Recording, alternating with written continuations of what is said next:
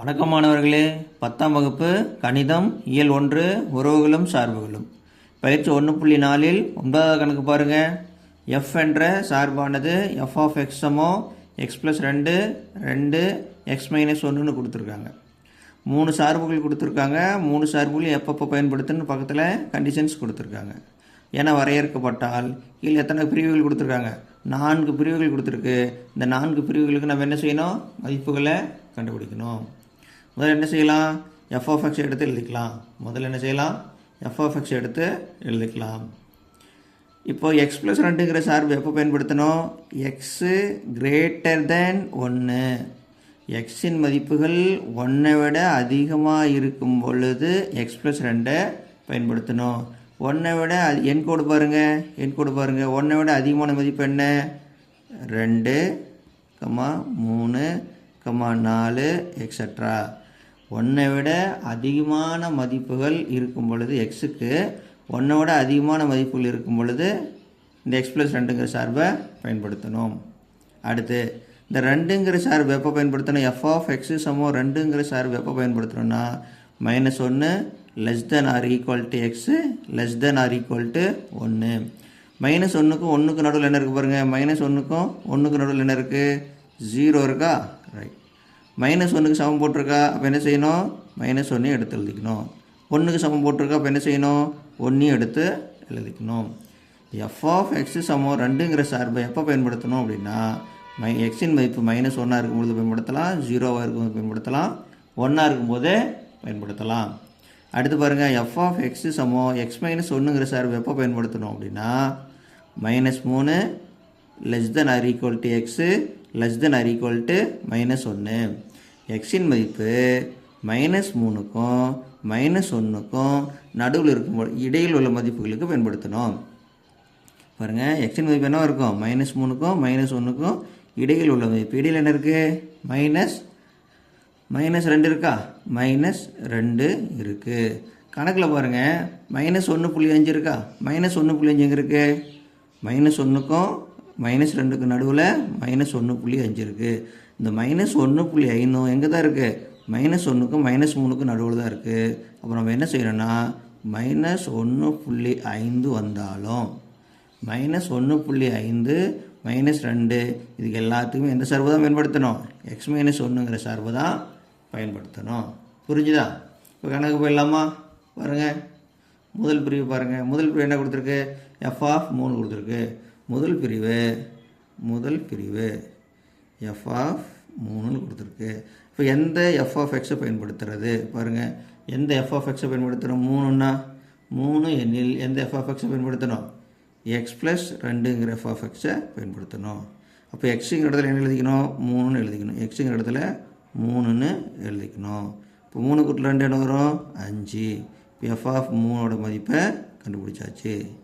என்ன கண்டுபிடிச்சிருக்கோம்? 5ன்னு கண்டுபிடிச்சிருக்கோம். அடுத்து பாருங்கள், அடுத்து இரண்டாவது பிரிவு என்ன? இரண்டாவது எஃப் ஆஃப் 0. இப்போ எஃப் ஆஃப் 0 மதிப்பு கண்டுபிடிக்கிறதுக்கு என்ன செய்யணும்னா 0ன்னு எந்த சார்பை பயன்படுத்தணும்? கணக்கில் பாருங்கள், எஃப் ஆஃப் எக்ஸு சமம் 2ங்கிற சார்பை பயன்படுத்தணும். எஃப் ஆஃப் எக்ஸு சமம் 2ங்கிற சார்பை பயன்படுத்தணும். 0க்கு கணக்கில் கொடுத்துருக்கா? பாருங்கள், கணக்கில் கொடுத்துருக்கு பாருங்கதா. 0ன்னு என்ன செய்யணும்? இந்த 2ங்கிற சார்பை பயன்படுத்தணும். சரியா?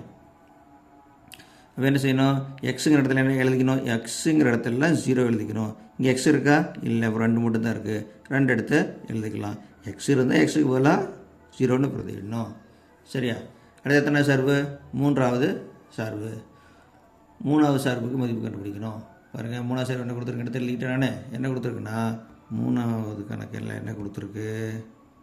F of -1.5. அப்போ எந்த எஃப் ஆஃப் எக்ஸை எடுத்து எழுதணும்? கணக்கு பார்த்துக்கலாமா? பாருங்கள், -1.5ன்னா அது எங்கே இருக்குது? எக்ஸ் மைனஸ் 1ங்கிற சார்பை பயன்படுத்தணும். -3க்கும் -1க்கும் நடுவில் தான் -1.5 இருக்குது. அப்போ எந்த சார்பை பயன்படுத்தணும்?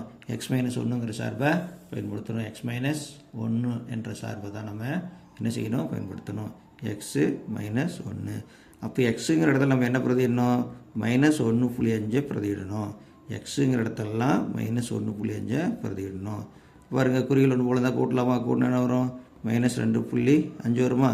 -2.5 வரும்.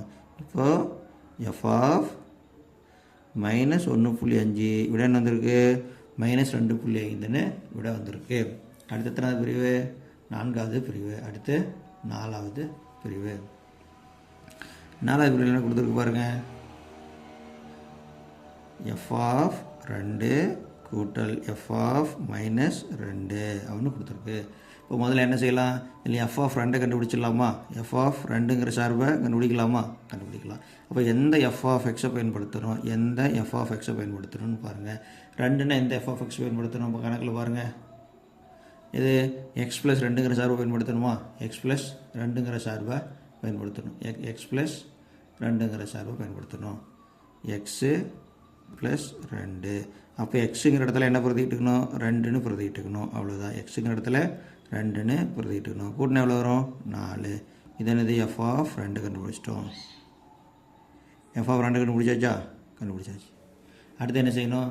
எஃப் ஆஃப் -2 கண்டுபிடிக்கணும். அடுத்து என்ன கண்டுபிடிக்கணும்? எஃப் ஆஃப் -2 கண்டுபிடிக்கணும். எஃப் ஆஃப் -2ன்னா கணக்கில் பார்த்துங்க என்ன வருது? எக்ஸ் மைனஸ் 1ங்கிற சார்பை பயன்படுத்தணுமா? எக்ஸ் மைனஸ் 1ங்கிற சார்பை பயன்படுத்துகிறோம் பாருங்கள். எக்ஸ் மைனஸ் 1ங்கிற சார்பை பயன்படுத்துகிறோம் பாருங்கள். அதான் எக்ஸ் மைனஸ் 1ங்கிற சார்பை பயன்படுத்துகிறோம். எடுத்து எழுதிக்கலாமா? எஃப் ஆஃப் எக்ஸு சமம் சார்பு என்ன? X minus 1. அப்போ எக்ஸுங்கிற இடத்துல -2ன்னு பிரதிடணும். எக்ஸுங்கிற இடத்துல என்ன பிரதிடணும்? -2ன்னு பிரதிடணும். குறிகள் ஒன்று போல இருக்கா? கூட்டினா -3 வந்துடுமா? எஃப் ஆஃப் -2 கண்டுபிடிச்சாச்சு. எஃப் ஆஃப் -2யும் கண்டுபிடிச்சாச்சு. கணக்கில் என்ன கொடுத்துருக்கு பாருங்கள். கணக்கு எடுத்து எழுதுங்க. என்ன கொடுத்துருக்காங்க? F of 2 plus F of -2 ரெண்டையும் கூட்டணும். எஃப் ஆஃப் 2 மதிப்பு என்ன கொடுத்துருக்கு? கண்டுபிடிச்சிருக்கோம். 4ன்னு கண்டுபிடிச்சிருக்கோம். அடுத்து என்ன இருக்குது? கூட்டல். எஃப் ஆஃப் -2க்கு -3 கண்டுபிடிச்சிருக்கோம். இப்போ 4 ப்ளஸ் மைனஸ் இருக்குன்னா மைனஸ். இப்போ 4லேருந்து 3 கழிச்சு என்ன வரும்? 1. இப்படியே கண்டுபிடிச்சாச்சு. சரியா? அவ்வளோதான். இதில் எத்தனை பிரிவுகள் கொடுத்துருந்தது? 4 பிரிவுகள் கொடுத்துருந்தது. 4 பிரிவுகளை நாம் கண்டுபிடிச்சிட்டோம். புரிஞ்சுதா? நன்றி.